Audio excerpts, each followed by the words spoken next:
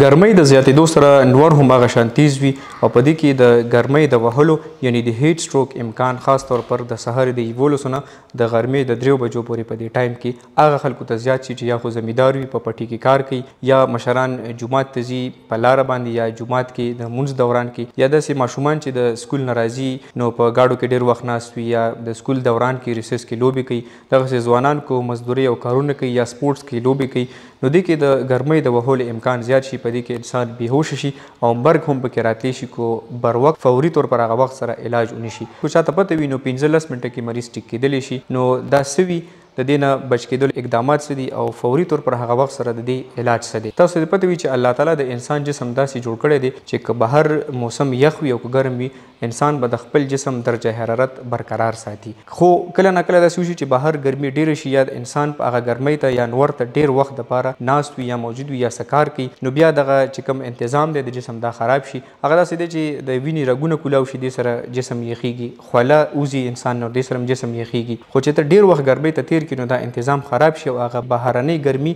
ستا جسم ته دننه داخل شي نو بهر خو په ګرمیانو کې 40 ډیګري سي ټمپریچر چې هغه ستا جسم ته داخل شي نو دې نه په فارنهایټ کې 104 یعنی 104 ډیګري فارنهایټ ټمپریچر ته جوړ شي نو ستا ټمپریچر چې کله دغه د باډي یعنی د جسم ټمپریچر چې دغه لیول ته ورسي نو ستا بلډ پریشر کم شي وجود کې وینه کم شي خوله کې ټولې بوزي او ستا د وینې پریشر مزغو ته کم شي کله چې دا کم شي نو اولنی علامات د دې داسې وي چې زړه کچه کچه کیږي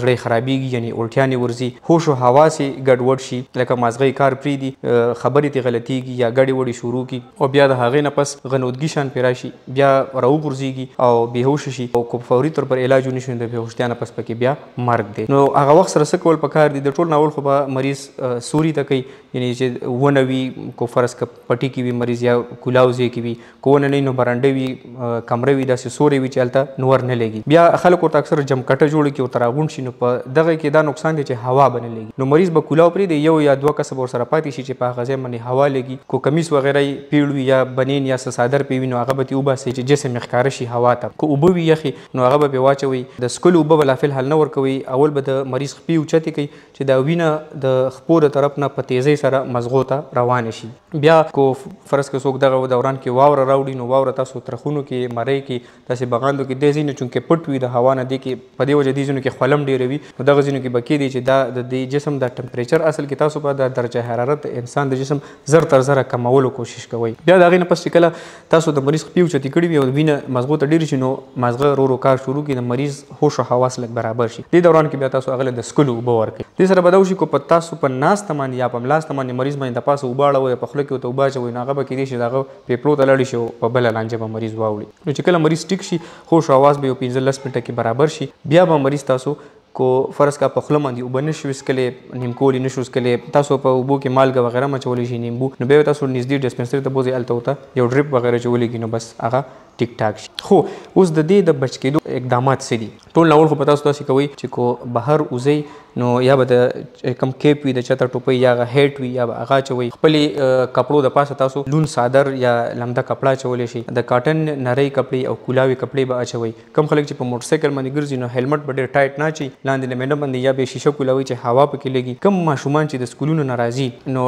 ډرایورانو ته دا تلقین دی چې یا خو به ګاډي سوري ته ودروئ کوشش به کوئ چې ډېر وخت لپاره ماشومان ګاډو کې نه پاتې کېږي یا به ګاډو کې دننه پکې لګوئ چې هوا پکې لګي او دغه شان اکثر خلک بهر ته شاپینګ له لاړ شي خپل ماشومان ګاډو کې پرېږدي چې موږ راځو نو دا به بالکل نه کوي ګاډي کې درجه حرارت ډېر زیات وي او هلته د هیټ سټروک چانس انتهایي زیات وي په دې وجه خلک دا هم وایي چې د بیټرو والا سامان لکه موبایل کیمرا لیپټاپ وغیره دا به هم په ګاډو کې نه پرېږدي نو ته یو ماشوم څنګه په ګاډي کې پرېښوستی شي دغسې یو بل هم یو طریقه شته چې دا کوم سپری باندې چې موږ ایخته کټ کوو ایخته راله پرې لمدوي نو ته هغه کور نه چې وځي نو هغې کې پاکې اوبه ته خپلې کپړې په هغې لمدولی شي چې څو پورې کپړې وچیږي چې تازان سوري ته رسولی دغسې کو د چا مجبوري وي پټي کې کار کولی یا مزدوري کولی نو هر 20 منټه نیمه ګنټه بس به سوري ته راځي او اوبه بس کی ماشومان له به د اوبو بوتلې ورکوي چې هغوی سره اوبه وي او بار بار اوبه څکي او سوري ته ځان ساتي زمونږ په معاشره کې د روانې 3 میاشتې د اګست پورې دې کې ګرمي زیاته وي او د هیټ سټروک یعنې د ګرمۍ د وهلو امکان هم زیات وي نو دا ویډیو ډېرو خلکو سره شیر کړئ چې د ګرمۍ د وهلو نه بچ شي